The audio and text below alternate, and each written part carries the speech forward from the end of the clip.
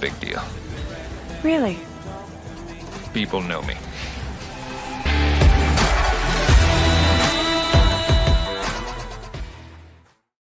What is up, everybody? This is Nick Marty with Bearded Bites and Breakdowns.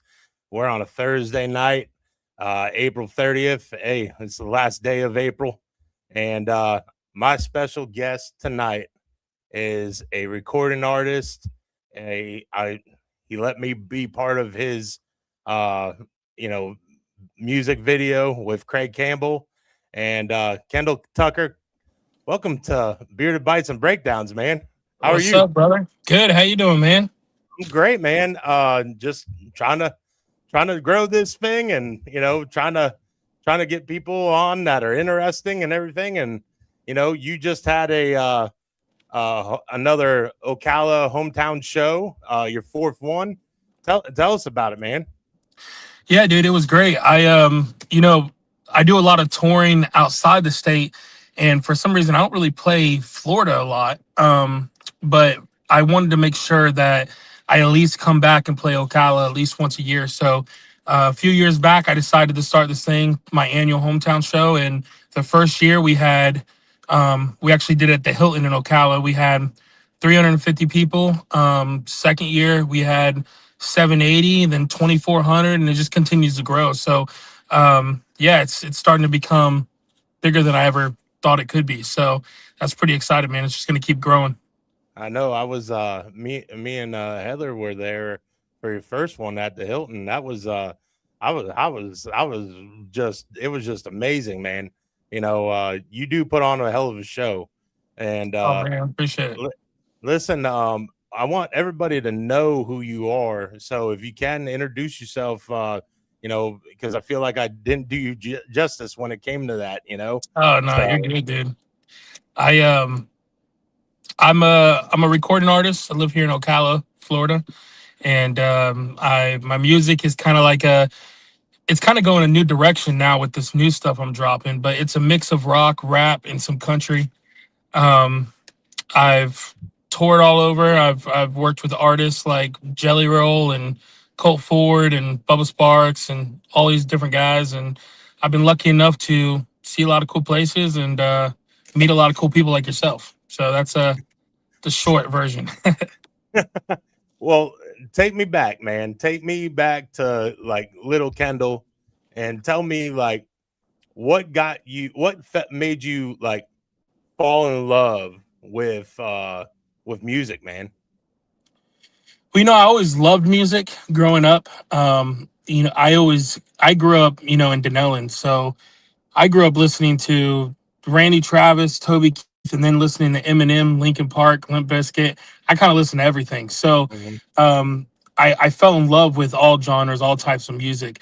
It wasn't until I want to say it was my sophomore year of high school, my buddy Davis was like, "Hey, we should do some songs." And I was like, "What kind of music?" He's like, "Rap." I was like, "Bro, I'm a white boy. I don't rap." Like that was my first. I'm like, I'm not Eminem. That's like what everybody thought. So Yeah. he's like, "Oh, I'll write your rhymes for you. Let's just try it." And I was like, "All right, you write the rhymes." So we actually, our first couple songs we recorded, we used a Guitar Hero mic. We plugged a Guitar Hero mic directly into the computer, and Oh no. Oh no, we lost him. We lost him. What is going on?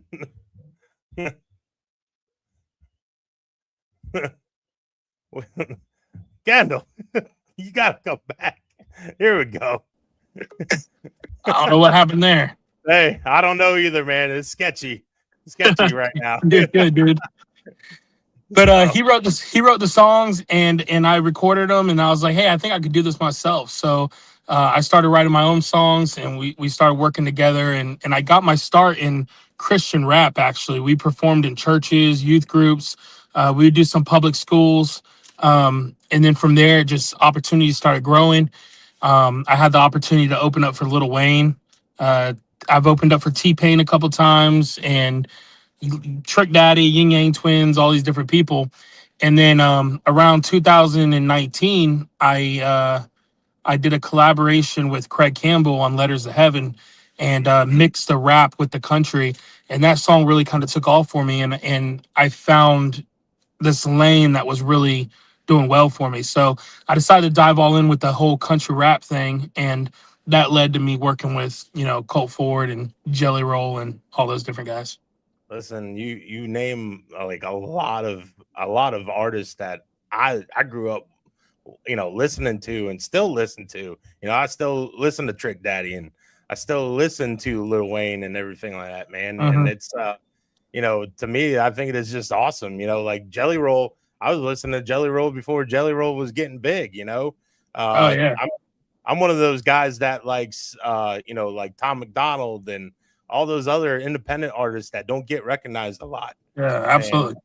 you know, now let me ask you, when making a track, what usually comes first? Like, is it the beat? Is the hook, or is the message for you? Like, what like gets you going on creating a song? Man, it's all different. I would say when I'm writing by myself, I would say most of the time it's me hearing the beat, the instrumental, and it Hmm. kind of like I kind of get a vibe off the instrumental, and then it kind of a topic kind of comes in my head. Sometimes I'll just be driving or taking a shower or something, and a certain like melody to a chorus will come on like in my head, and I'll be like, okay, and I'll put some words to it, and I'll put like a voice memo in my phone so I don't forget it. And then there's other times where I go up to Nashville and we sit in the room with 3 or 4 riders with acoustic guitar and just do something simple, and we all write it together. So there's a few different ways to do it. But when I write by myself, I tend to like to have some producers send in some instrumentals for me to listen to kind of give me that idea, that spark. What's what's been like your toughest part of building your career that people outside probably don't see? Oh man, it's dude, it's a grind. I think the real percentage, they said 1 in a million make it in music. Now what you want to say making it is, I don't know, but that's what they say, 1 in a million. It's a grind, dude. Like there's so many times like this past Thanksgiving, I scuffed my face down for like 15 minutes with my family. Had Thanksgiving for 15 minutes and I had to hit the road and drive straight to Detroit.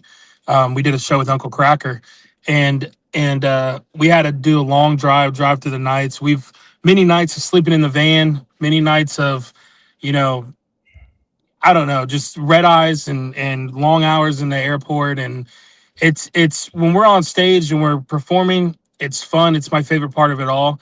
But a lot of people don't see the behind the scenes of what it took to get to that stage, Yeah. and it's a grind, bro. Yeah, leading up to it, it kind of reminds me of wrestlers. When you hear the old school wrestlers talk about, on the podcast and everything, they talk about the road and how they had to like make it to the next Yeah, town, and it would yeah, be like 2, 3, 4 hours away, and it's just you and the open road, and not a lot of people see the grind of hey, you gotta sleep wherever is comfortable, and then wake up and make sure you're on time, or before you're on time, because there's traffic, or there might be a redirect with the airplane and everything like that. uh-huh. Um, let me ask you now. Let me ask you this: how was, like, when it came to your mindset and everything? Because I've noticed, over the years, your music has changed. You've gone, like you said, you've gone to rock and everything. Is that what you're is leaning more towards now, or are you still gonna keep it with like a mixture? There'll always be a little bit of a mixture because I can't help the way I was raised. I grew up in Denellen, so even if I went full fledged rock, when you listen to my lyrics, you'll hear some country in the lyrics, even whether I'm trying to do it or not. It's just gonna come out of me because I'm gonna be authentic of who I am. But um, I'll say the new music coming out is more new metal, rock, rap, like a southern POD Limp Bizkit in a way. So I'm super excited to give the people this music. I think it's my best music yet. And Aaron Gillespie, who is the drummer and singer for the rock band Under Oath, Okay. Yep. He's producing. We just did 5 songs together in Nashville. He produced the 5 songs. And then Spencer Chamberlain from Under Oath, he also came in and produced and wrote one with us. So I'm super excited to give people that. Listen, Under Oath was one of those bands that I used to listen to, when I was in high school and everything like that. And I also listened to, Yellow Card and all these, POD. Like you said, I listened to POD before they were, they made it big, and Yeah. they were a Christian band, so Yeah. that's awesome, man. That's cool that you get to work with somebody like that. How was it? How was it working with, like, Colt Ford and Jelly Roll? Oh man. First off, Colt's like a brother to me. I love Colt. I was actually texting him this morning. 'Cause he broke his foot, and I was asking how everything was going. But man, that guy, I don't even know how many shows I've done with Cole. I've done a lot of shows. He's put me on a lot of shows. We did a song together, flew up to Nashville. We shot a music video together. He's always shown me love. So I owe a lot to Cole. I love that guy to death. As far as Jelly Roll goes, man, we have a mutual friend, and at first this guy was like, "Oh yeah, I've known Roll for a long time," and I just met this mutual friend, and I was like, "Oh okay, Mhm. cool." And he's like, "Man, we could connect you if you guys could do a song together." And I was like, "Get out of here!" I honestly didn't believe him, because Jelly Roll was big. He wasn't how big he is now. This was 2 years ago. But Save Me dropped, and Save Me is really what blew Jelly Roll up. So Yeah. it was after Save Me, and Jelly Roll was, nominated for all these new awards, and his name was getting out there in country music. And my buddy kept saying, "I need to connect you, need to connect you," and I kind of held off. And he's like, "Man, just send me a song that you'd want Jelly on." So I sent him a song, and then an hour later, I get a DM on Instagram from Jelly Roll. He's like, "Hey, bro, I heard the song. It's incredible. We're gonna do this or what?" And I was like, "Oh, snap. Okay." So me and Jelly Roll, we jumped on the phone. We did 2 or 3 phone calls. I didn't go to the studio and work with Jelly, but we talked on the phone. I sent him the song. We talked back and forth, and then it was probably 4 or 5 days later, he sent me his verse. And so shout out to Jelly Roll for showing love, man. He didn't have to do that. Man. And that song did a lot for me, dude. We just got done playing Switzerland this past September. We have some more Europe and UK dates coming up, and honestly, a lot of that came from me collaborating with Jelly Roll and the opportunities it gave me. So yeah, shout out to Jelly. dude dude, it's one of my favorite songs of yours. Just the collab and everything like that. Like, you know guys like you, guys that are up and coming, I just feel like, it's bound to happen. Like, I feel like, we just need to support you more locally and get your name out there even more, because I feel like you're gonna hit that rocket, man, and you're gonna take off real fast. I appreciate it, brother. That's just my opinion on it. Because I feel like you got like just a whole arsenal of different things that you can do. I mean, you got all those different, like, you can go slow, you can go like just super crazy on some of the stuff. Some of the videos I just freaking love, because it's like you don't realize what goes into a music video until you're part of one. Yeah, And yeah. then it's takes after takes. And I mean, dude, you definitely showed me like the all the back behind the scenes stuff, man. It was just wild. Yeah. Trying to do that one with Craig Campbell and everything. And I was just sitting there. I was like, man, I'm so lucky, to be part of something this cool, man. Bonfire, beer pong, someone going through a table, I Um, appreciate you coming out that day, man. And shout out to Craig too. I love Craig. Um, Craig's like a brother to me too, and he's coming to Ocala May 8th and put on a free show. So if you guys are available, Four Smokes Barbecue, Craig Campbell will be there. So come on out. where in Ocala is that exactly? Four Smokes is in the Paddock Market, which is connected to the mall, the Paddock Mall. Okay. So Okay. Four Smokes is a restaurant, the best barbecue hands down I've ever had. and we're gonna be. I'm helping them bring some entertainment here to put on free shows. So we're bringing Craig Campbell out for a free show May 8th, and then we're bringing Jimmy Allen out, I think June 13th for a free show, and then we got some other free shows. So we got some really good talent coming here to Ocala that we're just gonna do some free shows for the community. That's amazing, man. I love how you're giving back to the community and everything like that. Let me ask you, would are you ever considering maybe possibly doing a show, close to Dunellen anytime soon? Not trying Man, to put I any pressure on you, man. I just figured I hey, asked. You Dunellen hey, boy. and something comes available, man, I'll do it. Just have someone in Danella call me. I Yeah. did play at the Loft, but that was probably 5 years ago though. I Okay. played at the Loft out there, and is that considered Danellen or Chris? That's It's on the considered. outskirts. I mean, it's considered Dunellen in a way. I mean, they consider Yeah, it, kind of on the line, I guess you could yeah. say. But maybe we could do something out there again. But Yeah. it was Uh, fun. Yeah, I mean, to me, it's always a good time, listening to live music and everything. What's been? Let me ask you this: what's been like one of your most memorable moments, like with your, like the reaction to your music and everything? Man, the first thing that came to mind when you said that was our Europe trip this past September.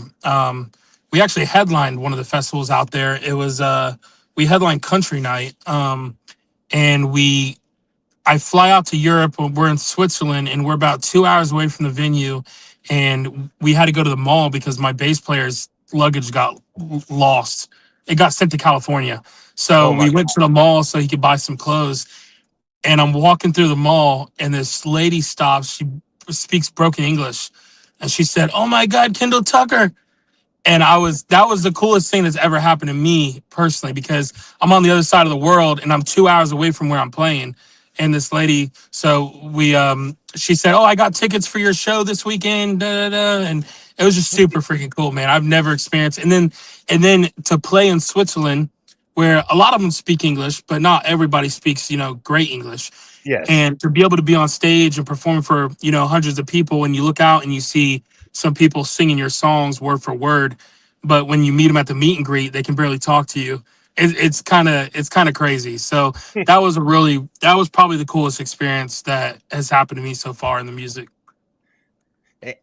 Coach Ant's here, my co-host. Ant, you got anything you want to ask Kendall? What's up, fellas? How y'all doing tonight? Good. How you doing, Great. brother? Good, man. I thought I was in here earlier, but I don't know what I was doing wrong. You're here now. Yes, Absolutely, it's a that's what blessing. matters. Um, so Kendall, for people who aren't maybe as familiar with your music, right? What what influenced you? You say you come from Dunellen, Marion County. Shout out Marion County over there. Um, what influenced you to have the sound that you do coming from the area that you came from? Man, like I said earlier, I think it's just I grew up on I grew up on everything, dude. Like my dad was a country singer. He didn't pursue country, since I've been born. But when he was in his younger days, he pursued country, and he actually put out a record. And my mom and dad's first date, they went out to a restaurant.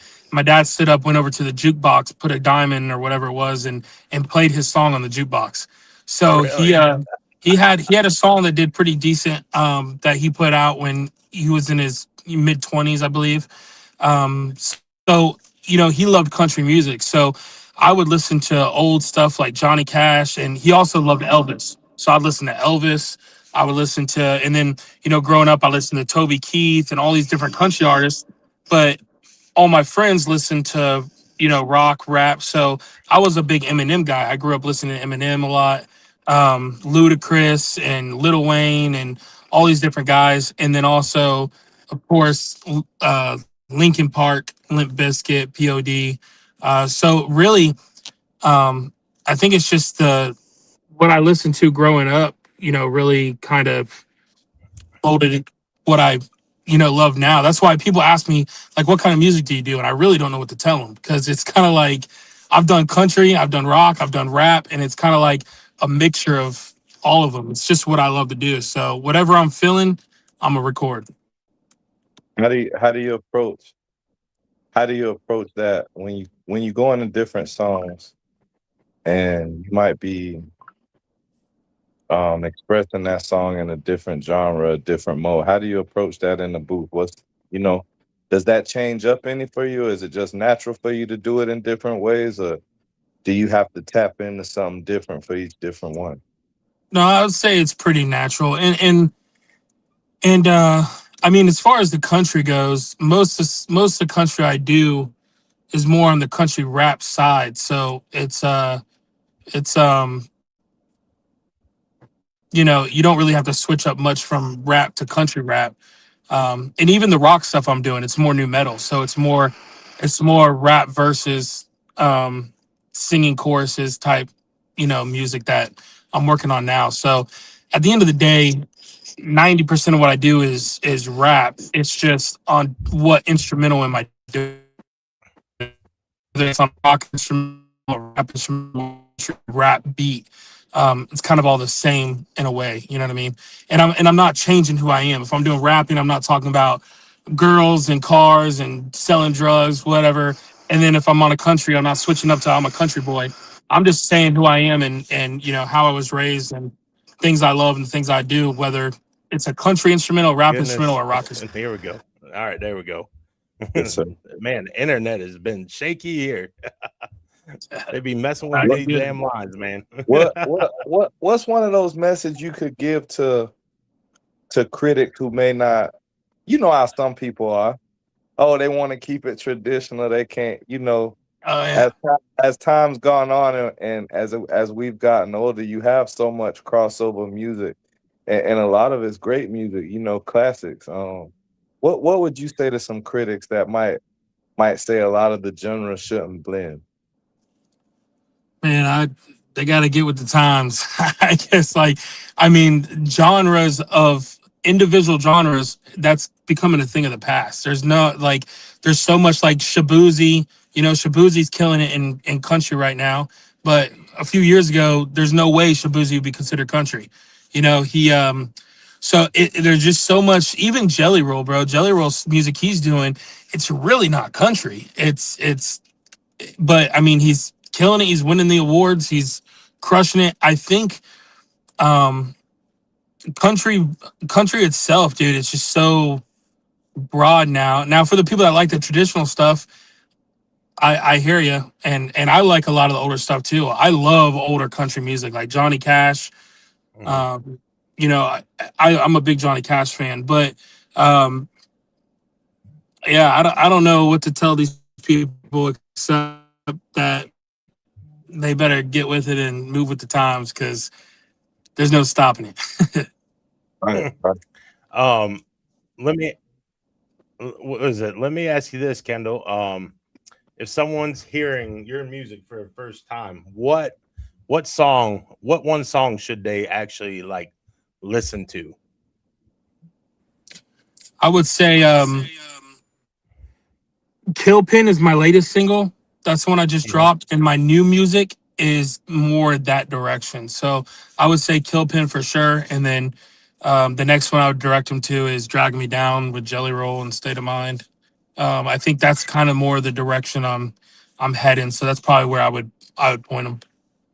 Okay. What do you want people to feel? I'm sorry, Nick. Let me throw one in real quick. If someone's listening go ahead, Ant. Go ahead. If someone's listening to you for the first time, just how you want them to feel? You know what I'm saying? What's the mind state you want them in? Man, I want them wherever. I want my music to meet people where they're at. So whether they're in a good mood, I got the songs where they can just jam, roll their windows down. I got songs where, if they're down and they're missing a loved one, I got a song called Letter to Heaven. And when I dropped that song with Craig Campbell, I had 8 monthly listeners on Spotify. I dropped that song and I got online to see if anyone heard it 5 days, 6 days later, and I had 100,000 monthly listeners. And I had DMs from all over the world, people from Switzerland, Germany, all over Russia. saying, "Hey, I just heard Letter to Heaven. I lost my dad last year. I lost my sister. I lost my brother. I just want to say that song meant so much to me." So, like songs like Letters to Heaven, I hope it helps people that lost someone that they miss, and they can relate with that song. And so I kind of want, and even Drag Me Down, the song we do with Jelly Roll, for everyone that feels like they can't get ahead of life, they just keep feeling like they're getting dragged down. Let them know that they're not alone, or any of those battling um, a drug addiction or alcohol addiction, or and they feel like they just keep getting dragged down. Like, you're not alone in this. So wherever you're at, I just want my music to meet you where you're at. You know what I mean? Listen, I know we don't have much time left, but I know you brought up barbecue and all that. I'm gonna have to debate you on that one. All For right. best barbecue. I haven't tried them, so I can't judge them. But you do have Mr. Lee's barbecue up there in Ocala, and Yeah. I am a big fan of his. So, and he's got some kind of pomegranate juice, man. And I just sit there and I'm just like, damn, he got me hooked. Name some mom and pop places that you love, around town and everything that you've been around. Oh man, I really, like I said, and shout out to Big Lee's too. That guy's, he's done a lot for the city, and all the things he's won and all that. So shout out to him. And I have tried his barbecue and it's good. I haven't tried that sauce. I need to try that sauce. Dude, he's got a pomegranate juice though. I Oh, the don't juice is know. like a drink. Yeah, it's a drink, man. Oh, okay. I don't know what he puts in it, but man, it is so damn good. Yeah, I So need to damn try good. that. So, The barbecue I was saying though, Four Smokes, man. Shout out to Furlan, the owner. He's a good buddy of mine, and he's actually a business partner of mine too. But I love their brisket. They got amazing food. The brisket's amazing. I'm trying to think of What's some this at? local. You what? I need to check that brisket out, KT. Where it's at that's the at? Oh, Four Smokes Barbecue in Ocala. yeah, it's up in Okay. Ocala. It's at the Bro. the Podak Mall. Yeah, but it has its own entrance. You don't have to go in the Okay. mall to get to it. Okay. And we're doing live music, concerts. Dude, Thursday, Friday, Saturday, they're open till 2 a.m. in Ocala. And they have a DJ coming in, and you can order food and drinks, full bar, full liquor. Like, they got a great setup over there. So I really think in the next year that place is gonna be the place to go to on the weekends in Ocala. Just because all the national acts are bringing in and all the free stuff they're doing for the community. It's a cool spot, bro.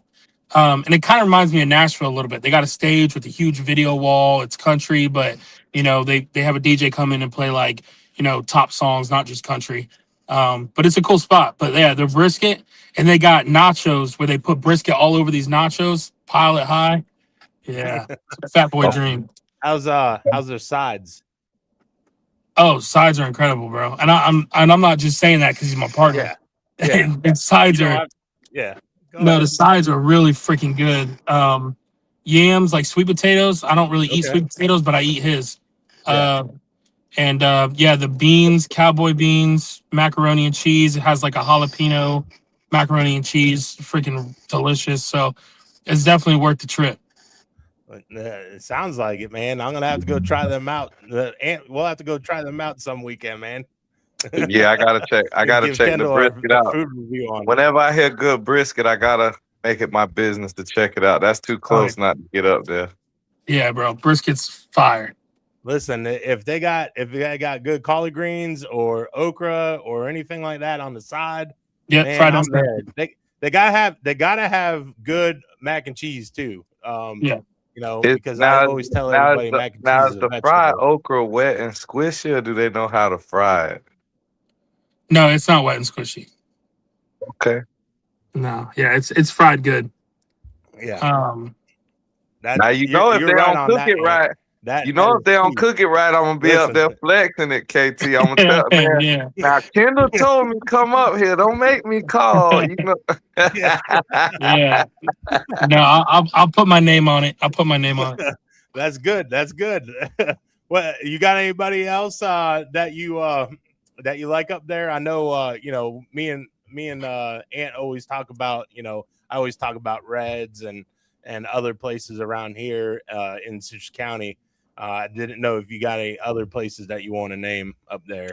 There's another place I go to a lot for lunch. It's called Ocala Fresh Market in Okay. Ocala, and it's dude, they got the best like sandwiches, and their salads are massive, but they got really good sandwiches like Reuben's and like chicken Philly steak. They got a whole bunch of different ones that made their own, like but Cubans.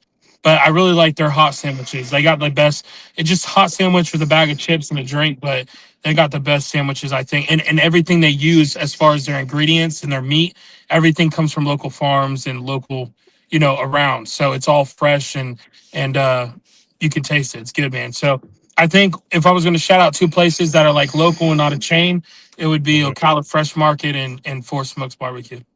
That's awesome. There I always tend to go up to Ocala because I always have some customers up that way. And if I got time, I go get me a salted bagel sandwich from Bagelicious. Go try them out. This is good. Yeah. They even had the governor there and everything. The guy that owns it, he's a great guy. I think he was first responder and everything, and it's just a good bagel place. It's hard to find good bagel places down here. Yeah, and they've been around for years. Yeah. So, listen, before we leave, Ant, you got anything else before I ask him my questions that I normally ask our guests before they leave? No, we can't hold him too long. If he just let me ramble off questions, he'll be here all night. Yeah, you good, bro. Hey, man, anytime you want to come back on and everything like that, you're welcome to always come back on, plug whatever you need to plug. And what 3 things are you grateful for? Oh man, I'm a big family man, so I'm grateful for my family. My wife is incredible. She's keeps it going at home with the kids when I'm on the road. So I couldn't do what I do without her. So my family, my God, I'm a big faith is very important to me. So Jesus, my family, and life, bro. Just life's short, man. I've got I got friends I went to school with, middle school and high school, that aren't here no more. So you never know when it's your last day. So I'm every morning when I wake up and open my eyes, I can spend another day with my family, man, and friends, and living this life is a blessing. So I would say Jesus, my family, and life in that order. Hey, man, that's a pretty good list right there, if I do say so myself. Ant? No, go ahead. Go ahead, Ant. Nope. No, he's having internet connections too. Oh, you good? Yeah, I'm back. All right. Well, Kendall, I appreciate you. Man. And thanks for coming on. And, if you got anything to plug real quick, plug it. Tell everybody where to find you. And, maybe you'll get more followers. And let us know about the shows too now, because we'll keep that going too. Yeah. Dialogue on that. Yeah, absolutely, dude. I hopefully I got to meet with my partner, and we'll be working on a new hometown show for next year, and giving you all the details of that. I'm working on performing here in Ocala in the next few months again. Instead of doing one a year, I'm trying to do a really big one once a year, and then do one, maybe 2 more smaller size ones. But you can find me KendallTuckerMusic.com, Kendall Tucker Music, Instagram, Facebook, YouTube, Kendall Tucker on Spotify, Apple Music. So yeah, you can follow along. I got a lot of new music I'm dropping this year, so make sure you download, stream it, check it out. And I appreciate you guys for having me. And I'll definitely jump back on a time when we can, ramble on for an hour or so. Yeah, man, we gotta get your sports. I gotta get your sports takes next time. All right. All right, brother. All right, man. Peace out. All right, dude. Thanks. Hey, man, that was a great guest. We had a great guest on, man. It's great. It's great to have people that we know and people that want to come support us and everything like that. Hey man, I don't know if you saw, but it's we got some good news tonight on a post. So, that's No, I that's didn't. What you good mean? What you blessings talking right about? there. Well, you will if you look on Facebook, you will know. And listen, I just want to say this too, because we've been so damn busy with the draft and everything like that. Prayers and our condolences to Storm Distillery and all the people that were affected with that. I know Yeah. they lost the owner and everything, and so our hearts go out to them. It's not been a good time down there downtown for those folks and everything that were all affected by the surrounding businesses and everything. I know some of them had to shut down because they have to repair, and it's not set up right right now because of the damage. So but that really doesn't matter because we lost a person that would go ahead and donate and actually did a lot of good in this community, and we're deeply saddened by that. Moment of silence. So on that, yeah, man, let's do it. Yeah, you gotta give the boss man a moment of silence. Yeah.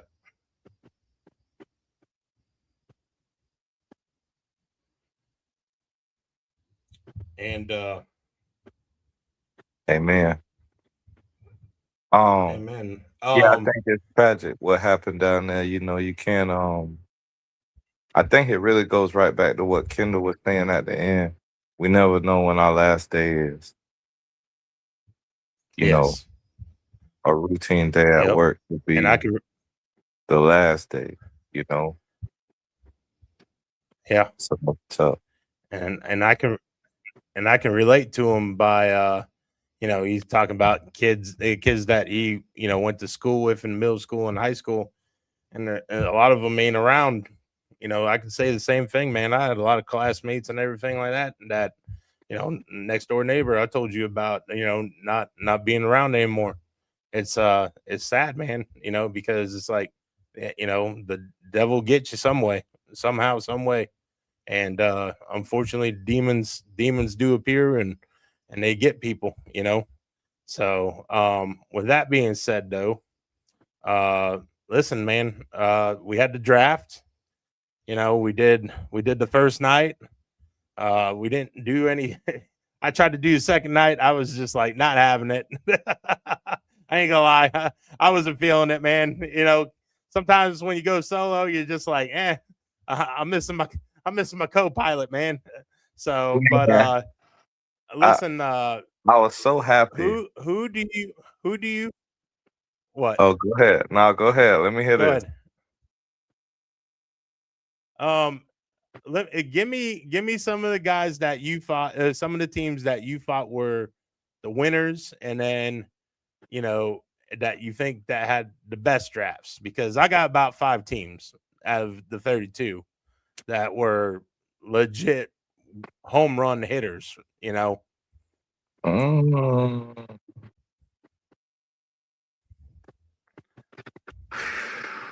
I think I know the 2 teams I like the most were the Jets and the Dolphins. Really? Yeah. Tell me why. Tell me why. So, give me 1 second.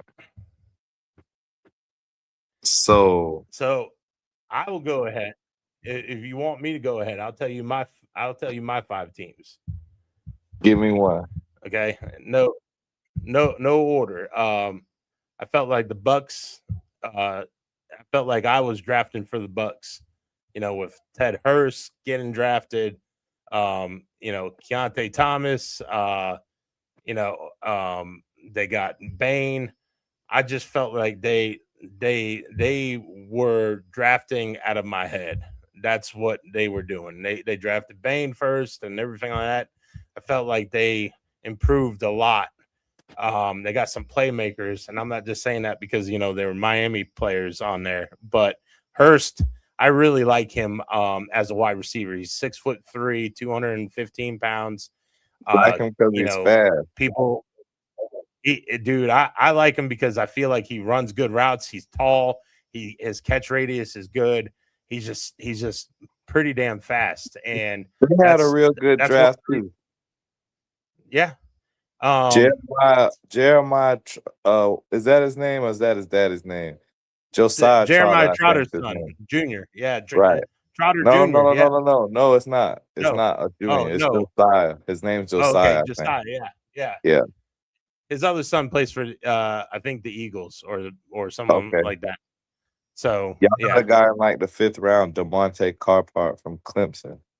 Mhm. I don't know how he fell that low. I'd have liked to have him in Denver, but you know, um, I think Tennessee had a really good draft too. Yes, they were on my list. Yeah, Tennessee had a really good Tennessee, I draft. love. Let me see. Let me look at my notes. One more. I had one more.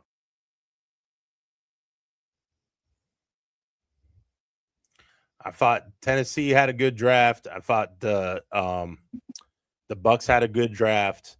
The Browns killed it. I think the Browns killed it. That's I my think other thing. It was the Browns, Tennessee, the Browns. Tampa, New York Jets, Miami Dolphins. Yeah, the Listen, Browns. I Browns, I really think, did a do. really, really good I really job. do. Browns killed it. I like a lot Dude, of their picks. they got the safety from Toledo. They got the safety from Toledo. They got they got Boston. They killed it, man. Yeah, they did a real good job. I like a couple sleeper picks they had. Austin Barber from Florida, Parker Brailsford from Alabama, Mhm. Justin Jefferson, a linebacker they got from Alabama late. I thought that was real good.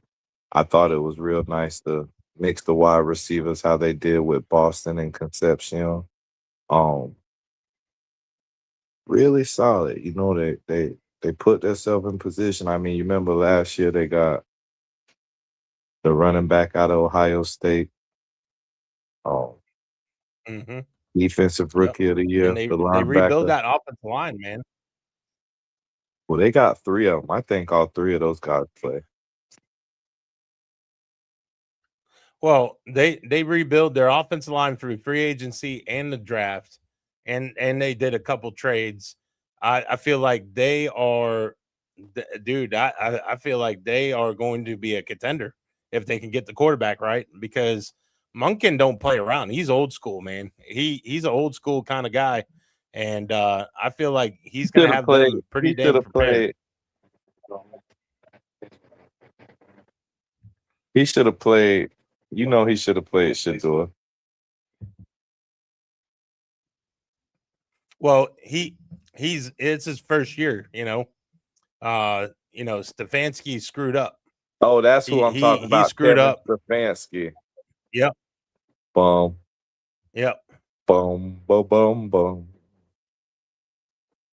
So I like I said, Miami. So Stefanski. look, now I'm gonna tell you, Yeah. you have. I thought Caden Proctor. Everybody said Miami should have drafted Bain. Miami should have drafted Bain. I thought Caden Proctor was an amazing pick. Caden Proctor is a monster. Um, Mm-hmm.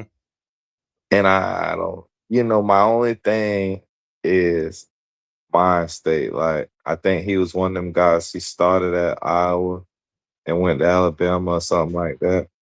And then he didn't necessarily have saving them last couple of years. So, I don't necessarily know what his mind state and how that plays out as compared to some of those guys who came out. When you say a Nick Saban top tackle, he's going to come and be here for, Mm-hmm. if not 10, 15 years, he's heard, and maybe he had 5, 6 years, but I don't know about the guy. They drafted Chris Johnson in the end of the first round. I wasn't too big on that pick, but his numbers are good. his coverage numbers were really good. Yeah. I like hmm I like the Douglas pick in the third. Um, Jacob Rodriguez, second round. Great pick. Great pick. Yeah. I Quarterback was on the shocked that he defense. went that high though. You know, Nah, it was listen, about time. he's got a And nose there for was a football, run. man. There was the run on the linebackers was coming. You know, it just kicked off and hmm played how it did. But that was a really good pick for a team like them who need to add a lot of players who could play, if not right now, in the future. I thought that was a really good pick. They also had Will, I don't know how to say his name, Kazimaric, something like that. He's a tight end from Ohio State. I thought that was pretty safe. They hmm took Chris Bell at the end of the Okay. third. They took Trey Moore and Kyle Lewis in the fourth round, which I thought were amazing fourth round picks. I thought that was really good value out of those picks. I Trey like Moore, Lewis. yeah, I, football player, I like man, Lewis a football lot. player. Listen, I don't care how small he is. He has a nose for football. You watch him on tape. You know, he plays for Pitt as linebacker. Man, he's all over the place making plays. You know, They, they, he's all they over the place. in the fifth round they went Michael Taffe. I don't know if I said that right, but Texas safety, Kevin Coleman Jr., wide receiver Mhm. from Missouri. I love both of those picks in the fifth round, to be honest. They took a tight end at the end of the fifth. Seydou Traore. Not really familiar with him, but it kind of looks like he's of that same build as the earlier tight end, kind of more of a blocker, but he's capable catcher. That's safe. Sixth round, they took DJ Mhm. Campbell out of Texas. Uh, at one time, he was one of the highest rated guys coming out in high school, and he had a really good run at Texas. They got Max Llewellyn in the seventh from Iowa. Got a long frame, you know. We'll see how that goes if he sticks with the team or Yeah, is on the practice squad or something. But I thought they got a real good draft. I thought they had a really strong draft. Um, and the Jets. The Jets look I strong, man. I've listen, man. They look strong, but here's the thing: is what factors in is the coaching going to make that talent better? That's my question. And because I feel like the Jets are just cursed, man. You know, No, I just feel like they're cursed. I think you have to. I mean, heck, if it's scripted, there's nothing they could do. But if they let them, I mean, just to be honest, if they ain't gonna let them be good, they can't be good. But if they stack a couple classes like this right here, you know, you put yourself in a position like David Bailey. A lot of people question that pick, but watching the kid play, he looked the part. Does he live up to hmm that? I don't know. I don't know if that's who I would have took at two either. But Yeah, I mean, the kid looked great inside of the scheme that the DC had him in Texas Tech. That was another thing that was big. They run it's a scheme that kind of it's unique, but it played to not only his talent but other members of the team and uh Jacob Rodriguez, the linebacker from that went to Miami. At 16, they took yeah, Kenyon Sadiq, tight end from Oregon, who's a physical specimen. I mean, if the guy don't get hurt, they could work with him for a long time. yeah, A long time. Omar Cooper, wide receiver, Indiana. uh, I think get a really yeah. smart I player. like Cooper. Yeah, I think he's smart. hmm He knows how to run routes. Um, I like the coach there. I'm just Signetti's hope, the I'm he's just the guy. hoping that I'm just hoping that that the Jets. I'm hoping they get Geno Smith from 2 years ago, not last year's Geno Smith. So They, that's my thing. do they still got Justin Fields? I have no. I think he got traded to Kansas City. Oh, you know what? That's right. I don't know what He got the Jets, traded to Kansas City. I think the Jets really just flopped for. They're trying to go after Arch Manning. That's what I think. Because even the rest of their picks. Oh man, they got D'Angelo Pons, cornerback, in the second round. Fourth round, they took Darrell Jackson, Florida State, highest ranked player Florida State had drafted, which is in itself a fireable offense for Mike Norvell. But Klubnik from Clemson. Yeah, which I was shocked. I was like, damn, okay. I could see the pick. It's not his fault because Dabo and them don't have the same stuff around him that Trevor Lawrence had. Yeah, Trevor Lawrence was a little better, but his supporting cast was insane. Sixth round, they got Inez Cooper out of Miami, a big inside guy, 6'6", 330. I love that pick. You know, I think the other lineman out of Miami I wanted in Denver was Bell. Was he 6'9", 350, 345? You know, measurables like and that. he went to so that was another. Listen, the one team I was going to mention was that killed it. They killed it. They killed it with everything, dude. They got Lemon. They got Markel Bell. They even drafted the quarterback from North Dakota. You know, so they found another diamond in the rough.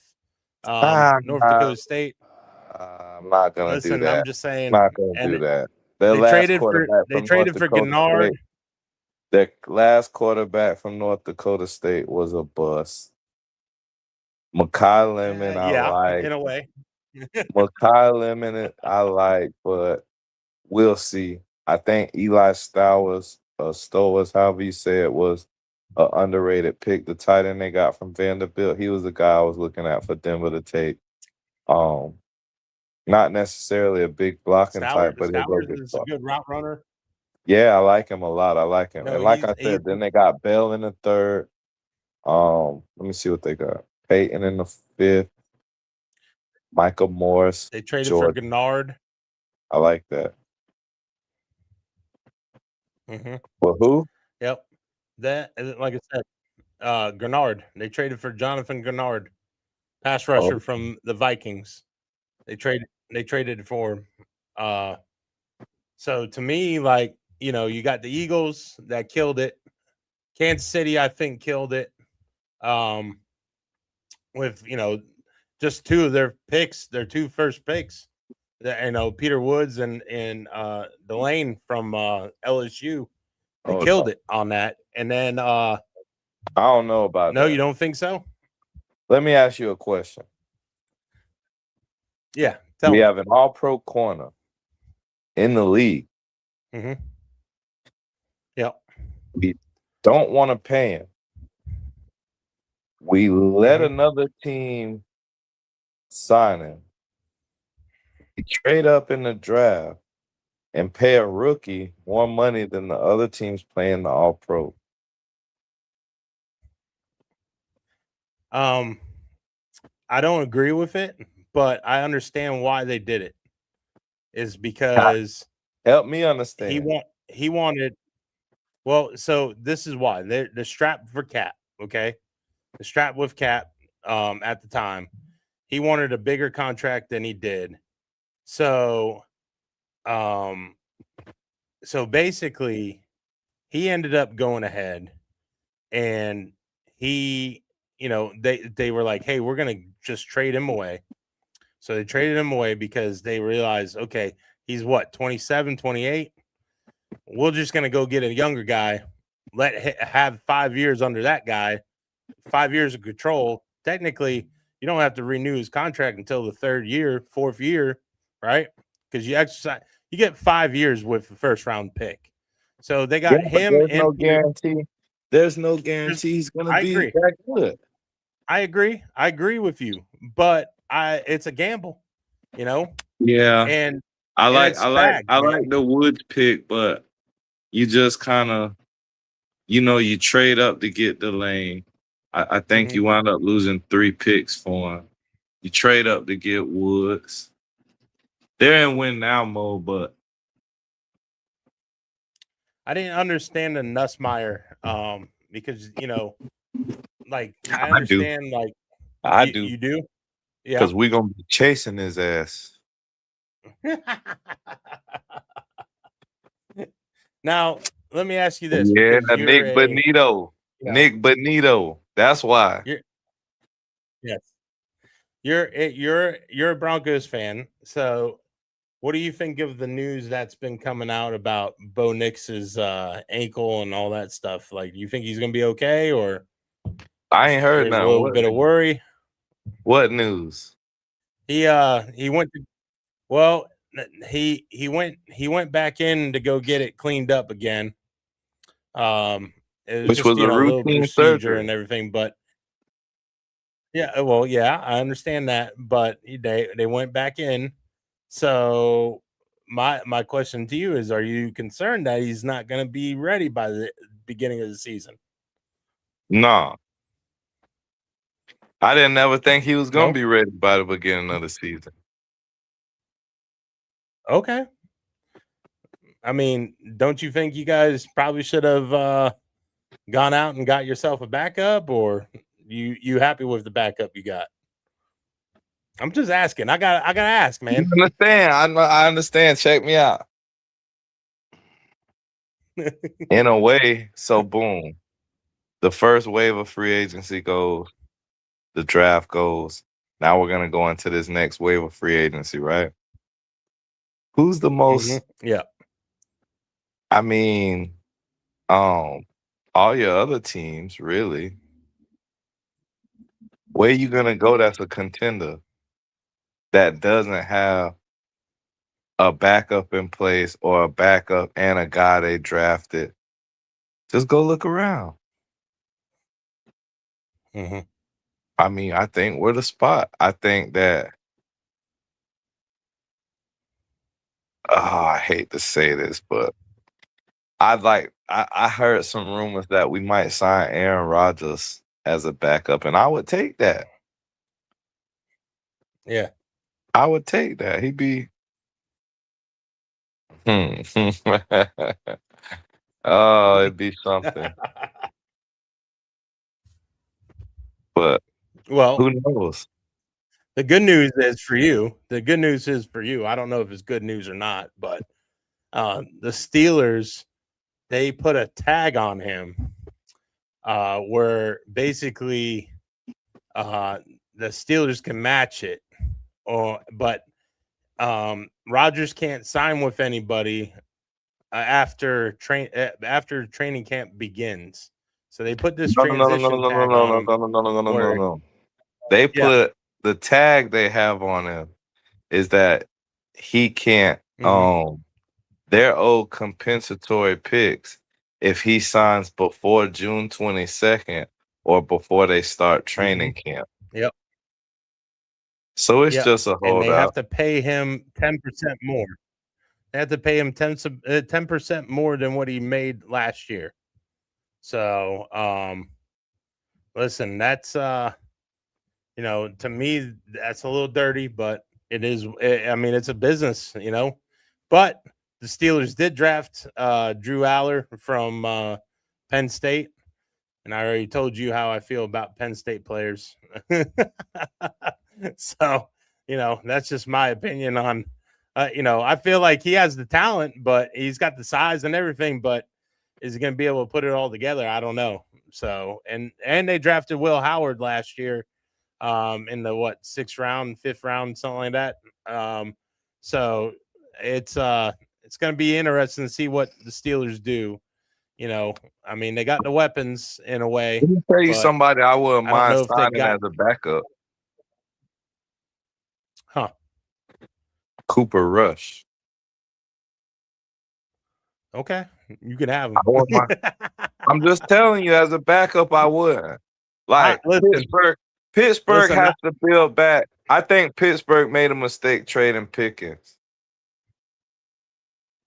I would have never Yes, they traded did. Pickens. Yes, they did. You know what I mean? So I think I know what you mean. they're another team that you just have so much. You got so many spots you got to build around. I don't think they're really, really a viable option to come out of that side. Cincinnati, I guess, got a little better, but really, it's like feel like the defense has gotten better, but I don't think their O-line's gotten better. right. I don't think their O-line's gotten better at all. So, I mean, they got Mafe, they picked up Dexter Lawrence, they drafted a couple guys, but I mean, it's Al Golden. Alan Golden, he could be good on defense as a coordinator, but I sometimes last year when I would watch their games, watching them closely. I just didn't understand some of the schemes that he was running. It just didn't make any sense to me, Why he got And fired in college? well, yeah, I really think this year it's y'all's division to lose again. But I think Cleveland could make it interesting. I'm glad me and you are on the same page with this because Cleveland could make it interesting. I told people all the time. I've told people now for the past week. I feel like Cleveland is a contender now. If they can get that quarterback situation right, even if Watson comes back, man, like Watson.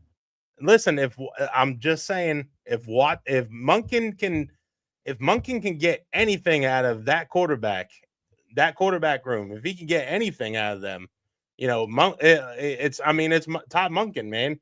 I mean, he helped Lamar get almost 2 MVPs. To me, He helped Monken Lamar. He made Stetson Bennett look like a freaking Matthew Stafford. Yeah, we gonna see now. I mean, like I said, look at the rest of the AFC, man.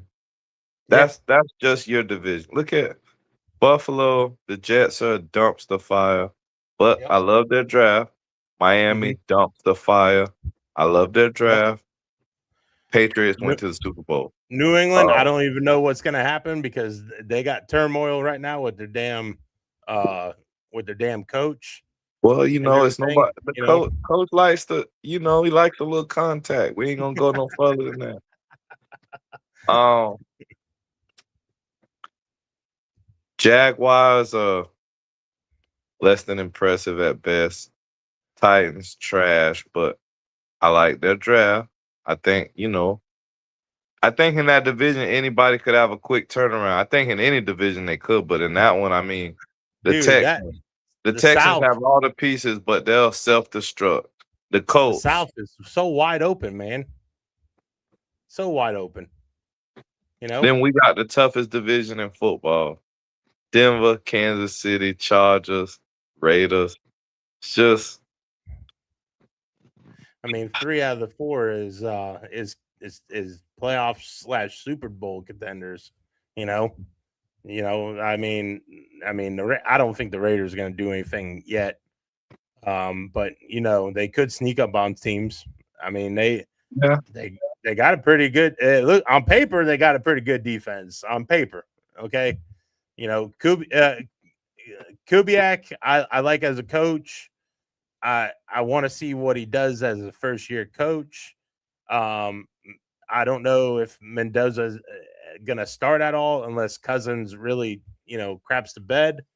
So I don't think you have to start him, especially if you look at it long term and you say in the last 2 years they drafted Ashton Genty and Fernando Mendoza. Mm-hmm. In 3 or 4 years, you put a little bit around them, and you got a hell of a foundation. Long as you don't just fuck either one of them kids up. Yeah, I agree. Uh, Who was a? Let me ask you this: who was a surprise pick that you had from? You were like, oh, damn, they picked him. I've got two. Both of them are quarterbacks, though. I think my biggest surprise was Malachi. You want me to tell you my two, and then you can. Malachi, the kid from UCF. Okay. He went to Dallas. Malachi Lawrence. That was his name. That was Malachi. That was one. Yep. Yep. So I thought Jeremiah Love was a reach pick. I thought Mansour Delane was insane to trade that draft capital to go up 3 spots to take somebody who I think was still going to be there at 9. It's crazy. Yeah. I love the Giants' first round too. I think they got a real good first round. I would have took Reuben Bain instead of Arvell Reese, but hey, I'm a Florida guy. I think I'm a little bit biased. Ty Simpson was a crazy pick. Yeah, that was a little bit of a shocker, but that wasn't my. Speaking of quarterbacks, though, that wasn't my two that surprised me. Carson Beck going to the Cards in the 3rd round, beginning of the 3rd round, I believe. That was a shocker. In a way, I thought that was a great pick. I think it was too. I think it was a good spot. But I was a little surprised in a way that the Cards actually picked him. But I feel like that him sitting behind Brissett, nobody who they got out there. Brissett. They got Jacoby Brissett, but I mean, like I said, holding out because he's not getting starter money. Nobody. I know. He's de facto QB1 right now. He got Jeremiah Love to hand off to, and he got Marvin Harrison and them to throw the ball to. That boy better bring his ass to practice before he be sitting on the bench. And then Taylon Green going to the Browns kind of had a head scratcher right there, but it was like, why not? Why not? I mean, when you see the project, when you see in certain aspects, who's not? When you look at that kid though and see the boom or bust potential that he shows, some of the big plays, if you could just, he played at Arkansas. How much money and what spot would he have been in the transfer portal if he'd have decided to come out? I mean, he'd have. Let's talk about it. Because he can not only. I mean, to me, when it comes to him, I mean, he's 6 foot, 6'5", 6'6", 200 something pounds, runs a 4.37 or so. I mean, it's insane, Ant. Yeah, I mean he's got the size. It's just he's a creative player. You know what I mean? Really, you watch his highlight reel, and how many times is he breaking 2-3 tackles, running down 40, 50 yards? And to be real, it's not like he's doing it at Boise. It's not like he's doing it at a group of 5. He's doing it in the SEC.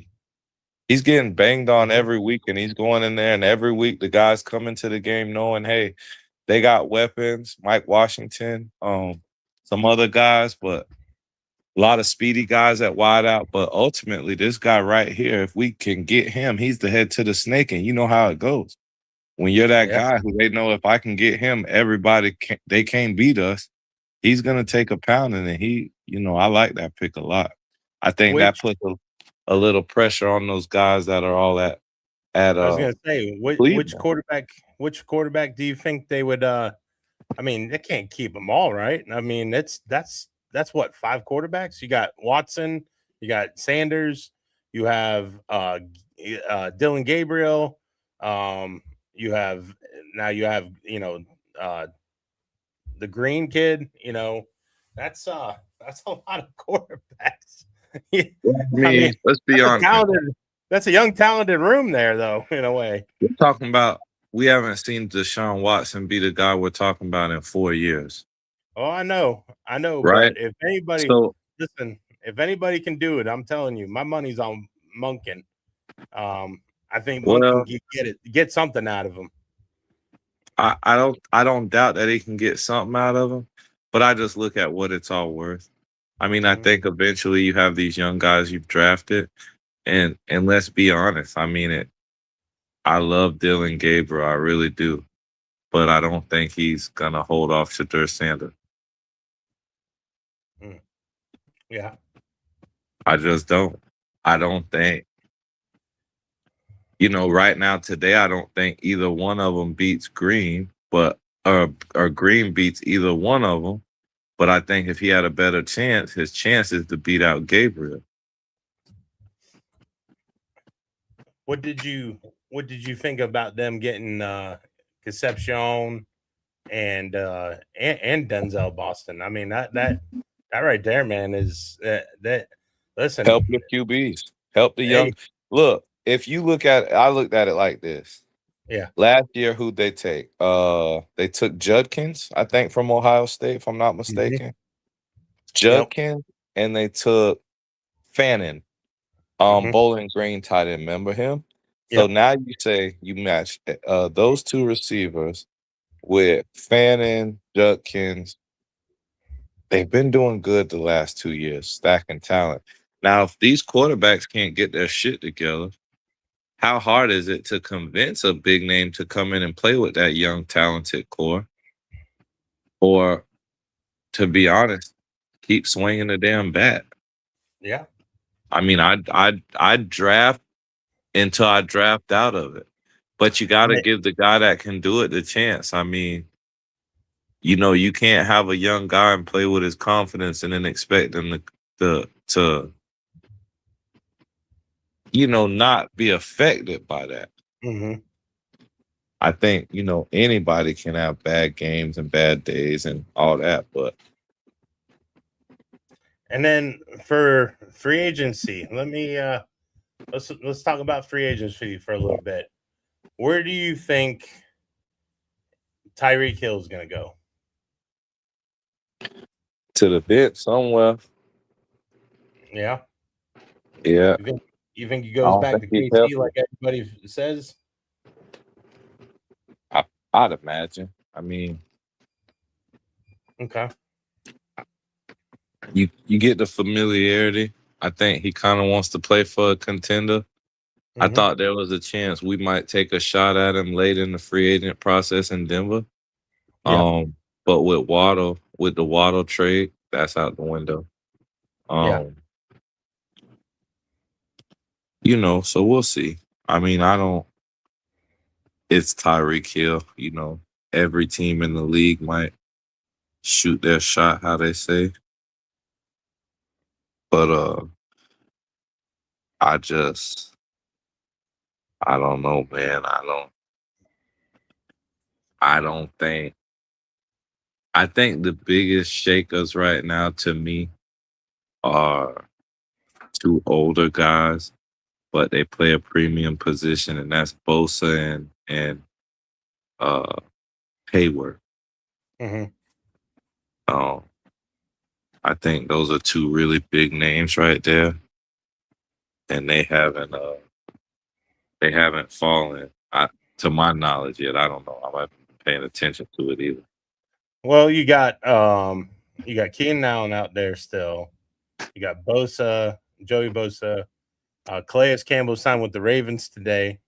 He's going back to do his 19th year in the NFL. He'll be 40 before the first game. So the ageless wonder goes back and does a second stint in Baltimore after originally being with the Cardinals, and then making his second stint with the Cardinals. You have Stephon Diggs out there, Trayvon Diggs. You have, DeAndre Hopkins, Jawan Jennings is out there still. Matt Milano, Cameron Jordan, Von Miller. I'm surprised he still has. I'm surprised he's not going to hang it up or anything. Debo Samuels is still out there. So I mean, you got some guys. L'Jarius Sneed. Yeah. I mean, for my team, maybe Cam Jordan. Yeah. I think I might have made a mistake and said a different name earlier, but for my team, maybe some edge rushers, maybe a Von Miller. We give Von Miller a farewell tour as a rotational rusher. Yeah. He turned down an offer from the Seahawks last year because he thought the Seahawks didn't have a chance, like the Commanders did. And then he went to the Commanders, and then you see what happened to the Commanders. They had injuries galore, with Jaden Daniels and, everybody else getting hurt and everything. And then the Seahawks go and win a Super Bowl. It kind of makes you go and eat some humble pie, huh? And hey, you gotta take the good with the bad. Yes, sir. And you gotta take accountability for your choices. Mm-hmm. And True. ultimately his choices, old folks used to say God will put you there, but you'll take yourself out of the game. Mm-hmm. And God, all he had to do was sign the paper to get what he wanted, and he took himself out, so once you leave Denver, it's only one player in the league that when he left Denver, that's still my player. Other than that, I don't care nothing about them, coach. They turned on the team. Yeah. Let me see here. I'm trying to. You go ahead and talk. I'm trying to get one thing I want to talk about before we go. Because I feel like it's been a good show. We've actually done pretty damn good tonight. It's not been 2 hours. We're over almost 3 hours like we normally do. So we're getting good at this, Ant. We're keeping it short. Yeah, we doing pretty good. What do you think you guys' realistic chances are in Baltimore? So, barring any unforeseen injuries.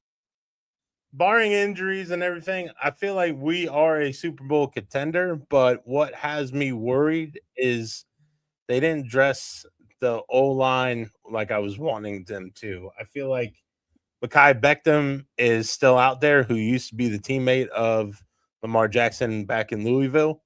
So I'm hoping we can get him eventually.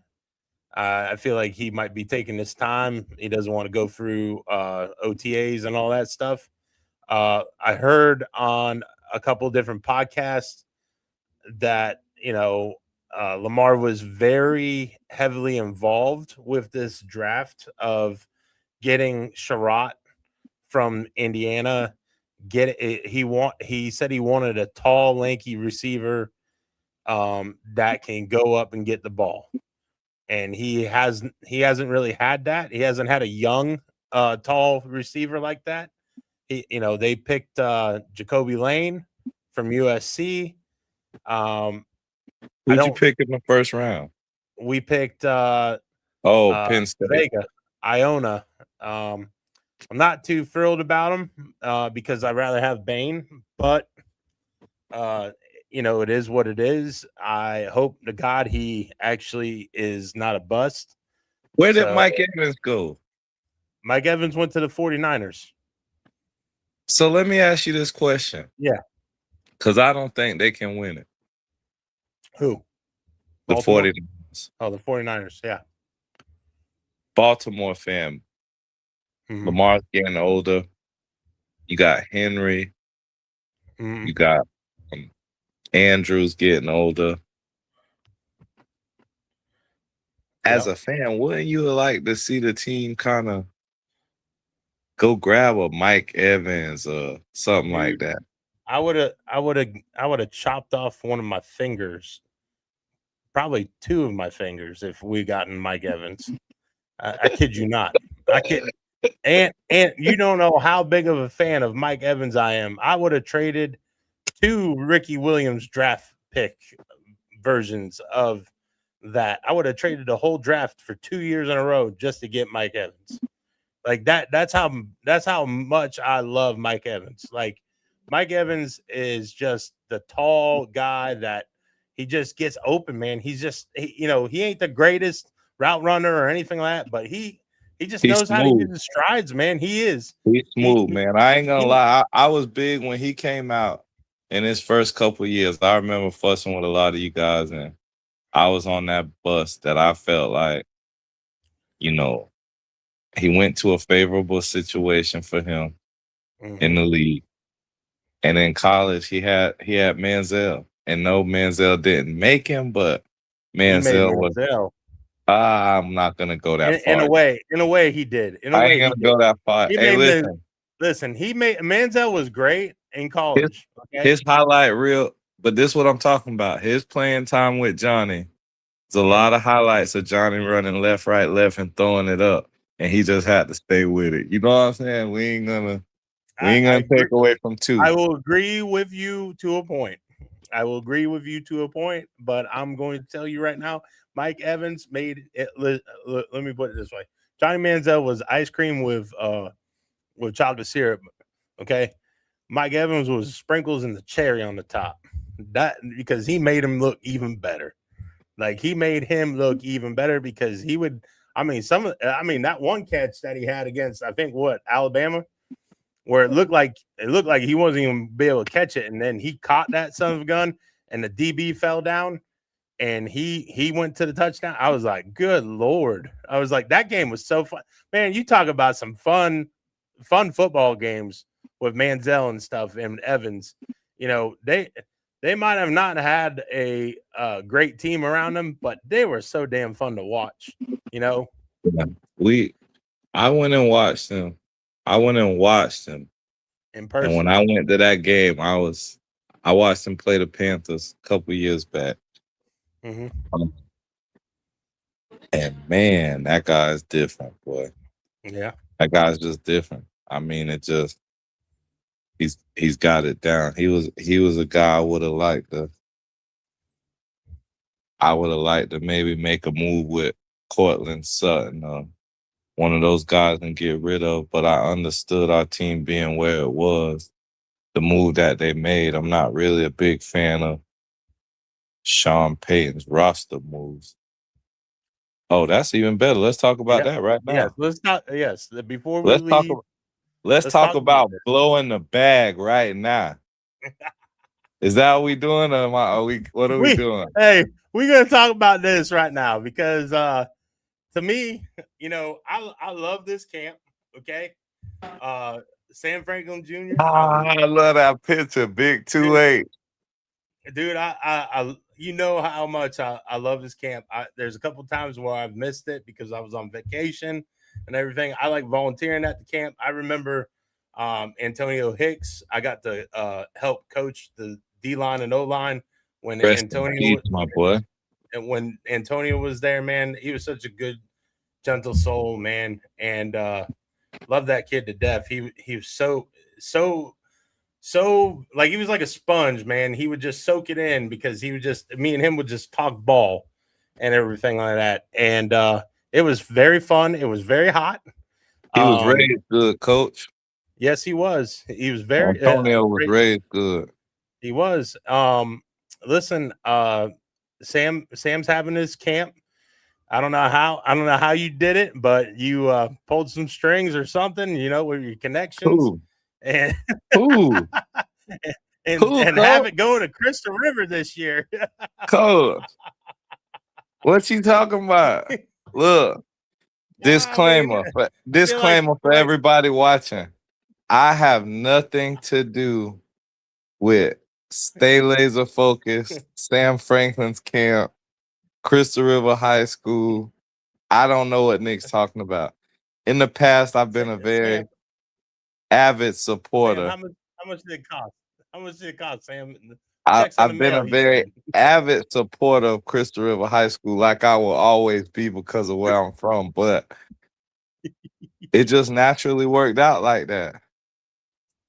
Hey, I think, listen, I'm not I hating on think, it. I'm not I hating on think, it. I think, without having any knowledge of what's going on and having talked to anybody about it, I'm a little shocked I think about the that. place that was, I'm gonna put it like this: the place that was hosting that camp previously, man, you gotta show love to the guys, man. How you fumble something like that?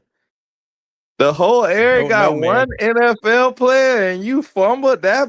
Oh man. Tis tis tis.